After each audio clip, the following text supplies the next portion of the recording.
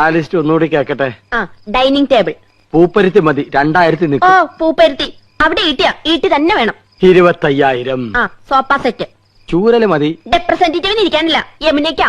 Cushion തന്നെ വേണം, കുതിച്ചു പോകണം. അതിന് കുതിരപ്പുറത്ത് കയറിയാ പോലെ. തമാശകള കൂട്ട്. 25,000. ആ ബ്രിഡ്ജ്. പാലോ അതും വേണോ? അവർക്ക് നടന്നു വന്നാ പോരെ? അതല്ലെന്ന് തണുപ്പിക്കുന്ന ഒരു സാധനം ഇല്ലേ? Fridge 9,000. T V. Black and white പോരെ? ഓരോ കളർ തന്നെ വേണം. 10-20 അടി നീളം വേണം. 10-20 അടി നീളോ? ഇഞ്ചായിരിക്കും. ആ ഇഞ്ചെങ്കി ഇഞ്ച്. ഒയറില്ലാത്ത ഫോൺ അതൊരെണ്ണം മതി. മൊബൈൽ. ആ മൊബൈല്. ഒയറില്ലാത്തോണ്ട് വില കുറവായിരിക്കും. ആ ഇനി അയ്യോ ഇനി മടക്കല്ലേ, ഒടിഞ്ഞു. ആ തൽക്കാലം ഇത്രയൊക്കെ മതി. മതി. ഇനി ഇതിന് പണം ഉണ്ടാക്കാനുള്ള വകുപ്പും കൂടി പറഞ്ഞു തന്നെ. മൊത്തം പണം കൈ വെച്ചോണ്ടാണോ എല്ലാരും ഇതൊക്കെ മേടിക്കുന്നത്? ഇൻവെസ്റ്റ്മെന്റ് വാങ്ങണം. ഇൻസ്റ്റാൾമെന്റ്. ആ അതെങ്കിൽ അത്. അങ്ങനെ ആവുമ്പോ മാസം തോറും ഈസി ആയിട്ട് അടയ്ക്കാം. അല്ലെങ്കിൽ കടം വാങ്ങണം, പലിശ കൊടുക്കണമെന്നല്ലേ ഉള്ളൂ.